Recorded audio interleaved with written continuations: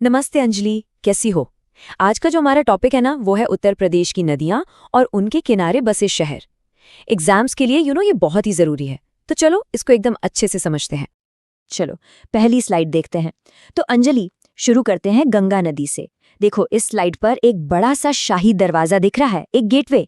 ये किस चीज का प्रतीक हो सकता है? सर, ये तो गंगा नदी के उत्तर प्रदेश में ग्रैंड एंट्री को दिखा रहा है और सवाल का जवाब भी बी बिजनौर है। सर, कैप्शन में लिखा है गेटवे ऑफ गंगा, गंगा का प्रवेश द्वार। ये नाम काफी इंटरेस्टिंग है। क्या ये एग्जाम के लिए इंपॉर्टेंट है?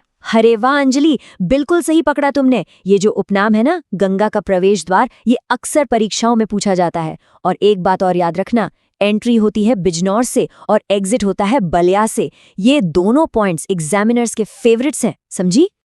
चलो अंजलि, गंगा के सफर में आगे बढ़ते हैं। अगली स्लाइड देखो। ये स्लाइड काफी इंडस्ट्रियल लग रही है ना? एक तरफ ये इंडस्ट्रियल गियर है, दूसरी तरफ ये चमड़े का स्क्रॉल। क्या ख्याल है, कौन सा शहर हो सकता है? सर, ये तो 100% कानपुर है, जिससे मैनचेस्टर ऑफ नॉर्थ इंडिया भी कहते हैं। पर सर, मुझे हमेशा ये कंफ्यूजन रहता है कि इससे ये नाम क्यों मिला। बहुत अच्छा सवाल पूछा अंजलि। देखो, जैसे इंग्लैंड का मैनचेस्टर अपनी टेक्सटाइल इंडस्ट्री के लिए फेमस था, वैसे ही कानपुर भी हिस्टोरिकली टेक्सटाइल और स्पेशली चमड़ा उद्योग का बहुत बड़ा हब रहा है। इसीलिए इसे ये नाम मिला। और हाँ, एग्जाम के लिए इसका ये उपनाम और लेदर इंडस्ट्री दोनों ही की फैक्ट्स हैं, इन्हें अच्छे से याद कर लेना। ठीक है अंजलि, अब हम गंगा के सफर के उस मुकाम पर हैं जहां वो उत्तर प्रदेश को अलविदा कहती हैं। चलो अगली स्लाइड देखते हैं। देखो, यहाँ एक साइन पोस्ट है जो बिहार की तरफ इशारा कर रहा है। ये क्या बता रहा है? सर, ये तो गंगा नदी का यूपी से एग्जिट पॉइंट दिखा रहा है, जो कि बलिया है। सर, मैंने कैप्शन में ददरी मेला के बारे में पढ़ा। इसका क्या सिग्निफिकेंस है?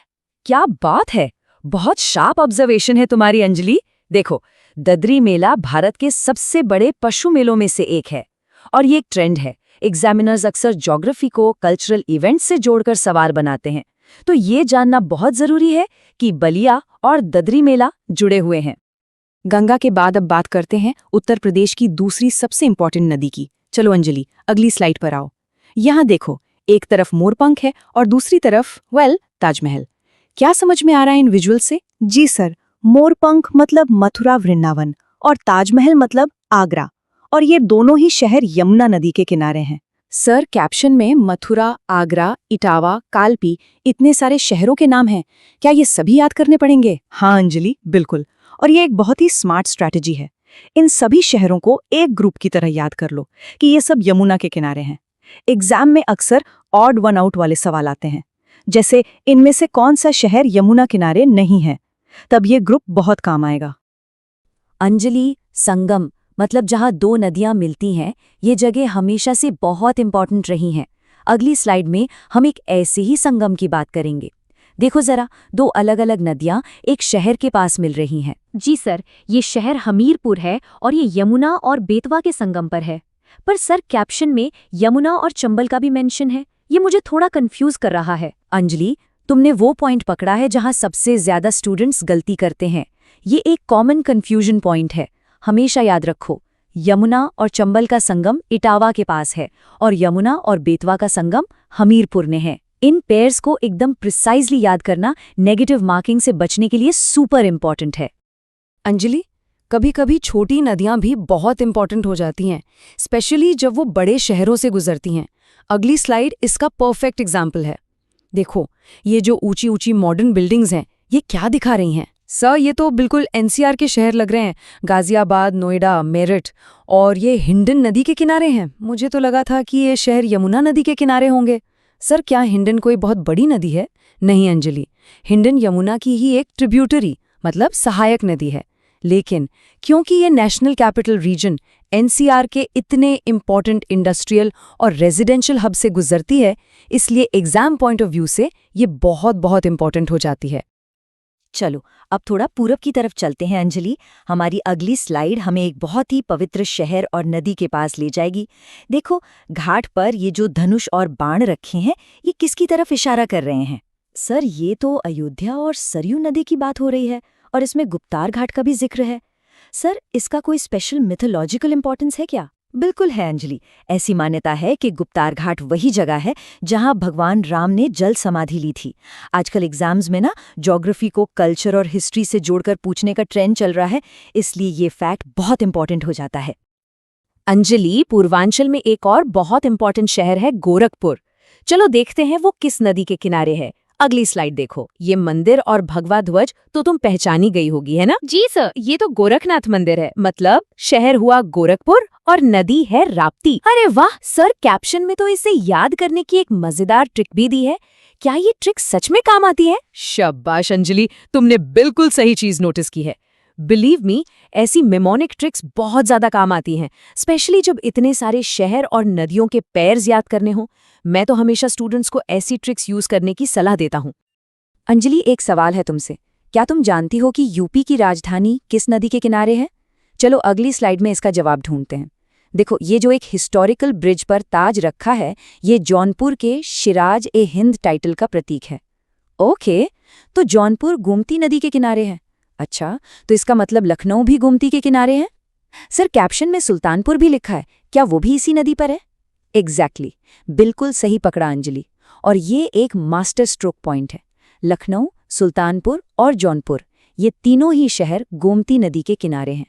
इनको एक ग्रुप में याद रखना एग्जाम के लिए बहुत बहुत जरूरी है। अंजलि, यूपी के शहर सिर्फ अपने इतिहास के लिए ही नहीं, बल्कि अपनी इंडस्ट्रीज के लिए भी जाने जाते हैं। अगली स्लाइड में ऐसे ही 2 शहरों की बात है। चलो इन विजुअल्स को डिकोड करो। एक सुरमे की डिब्बी और एक पीतल का वास। अच्छा, सुरमा नगरी मतलब बरेली और पीतल नगरी मतलब मुरादाबाद। और ये दोनों शहर रामगंगा नदी के किनारे हैं। सर, एक सवाल है, क्या एग्जाम्स में शहरों के बारे में उनके इंडस्ट्रियल निकनेम्स देकर सवाल पूछना एक कॉमन पैटर्न है? हाँ अंजलि, ये एक बहुत ही कॉमन और इम्पॉर्टेंट क्वेश्चन टाइप है। एग्जामिनर्स यही तो टेस्ट करना चाहते हैं कि तुम्हें शहर, उसकी नदी और उसकी यूनिक इंडस्ट्री, इन तीनों के बीच का कनेक्शन पता है या नहीं। चलो अंजलि, अब यूपी के सदर्न टिप यानी दक्षिणी सिरे पर चलते हैं। यहाँ एक ऐसी नदी और जिला है जिनकी ज्योग्राफी बहुत यूनिक है। देखो, ये जो सुनहरे रंग की नदी है, जिसका नाम भी सोन यानी सोना है, ये एक पठारी इलाके से बह रही है। तो ये सोन नदी है और जिला सोनभद्र। सर, कैप्शन में एक और फैक्ट दिया है कि सोनभद्र 4 राज्यों की सीमाओं को छूता है। क्या ये इस टॉपिक के लिए रेलेवेंट है? अंजलि, इसे मोस्ट इंपॉर्टेंट फैक्ट मार्क कर लो। जब फिजिकल ज्योग्राफी मतलब नदी को पॉलिटिकल ज्योग्राफी मतलब राज्य की सीमा से मिलाया जाता है, तो वो एक हाई लेवल क्वेश्चन बन जाता है। और ये फैक्ट तो अक्सर पूछा जाता है। ये अगली स्लाइड बहुत इंटरेस्टिंग है अंजलि। ध्यान से देखो, यहाँ पहाड़ों पर एक क्रॉस का निशान है और मैदानी झील पर एक टिक का निशान है। ये एक एक्सेप्शन की तरफ इशारा कर रहा है ना? हाँ सर। और सही जवाब है गोमती। मतलब ये बहुत सरप्राइजिंग है कि गोमती जैसी इतनी बड़ी नदी हिमालय से नहीं बल्कि पीलीभीत की एक झील से निकलती है। एग्जैक्टली। और अंजलि, यही यूनिक बात इसे एग्जामिनर्स का फेवरेट क्वेश्चन बनाती है। वो हमेशा ऐसे एक्सेप्शंस को टेस्ट करते हैं जो नॉर्मल रूल से अलग हों। तो ये एक मस्ट नो फैक्ट है। ठीक है अंजलि, अब टाइम है जो कुछ भी हमने पढ़ा है उसे टेस्ट करने का। अगली स्लाइड एक कॉम्प्रिहेंसिव टेस्ट है। ये जो जिग्सॉ पजल का विजुअल है, ये सिंबल है सही पेयर्स को मैच करने का। जी सर। इसमें सही मैच है सी, मंदाकिनी चित्रकूट। सर, क्या आप बाकी गलत ऑप्शंस के सही मैचेस भी बता देंगे? मेरा रिवीजन हो जाएगा। जरूर अंजलि, गुड आइडिया। तो सही जोड़ियां हैं सई नदी के किनारे प्रतापगढ़, बेतवा के किनारे झांसी और केन के किनारे बांदा। अपनी तैयारी को फाइनल चेक देने के लिए इस तरह के मैचिंग क्वेश्चंस पर मास्टरी करना बहुत जरूरी है। और अब हम आ गए हैं अपनी फाइनल स्लाइड पर। अंजलि, ये है हमारा रामबाण रिवीजन, मतलब एग्जाम के लिए अल्टीमेट क्विक समरी। चलो इन 3 पॉइंट्स को फटाफट दोहराते हैं। पॉइंट 1, गोमती का मैदानी उद्गम यानी फुलहर झील। पॉइंट 2, राप्ती और यमुना के शहरों को याद करने की ट्रिक्स। और पॉइंट 3, संगम का महत्व और उसका सही स्थान। तो सर, इसका मतलब ये हुआ कि लास्ट मिनट रिवीजन के लिए इन 3 सबसे ट्रिकी फैक्ट्स को पक्का कर लेना काफी रहेगा। हाँ अंजलि, एब्सोल्युटली। ये वही पॉइंट्स है जहां सबसे ज्यादा कंफ्यूजन होता है और सवाल भी ज्यादातर यहीं से बनते हैं। तो ये स्क्रोल एक परफेक्ट फाइनल रिवीजन टूल है।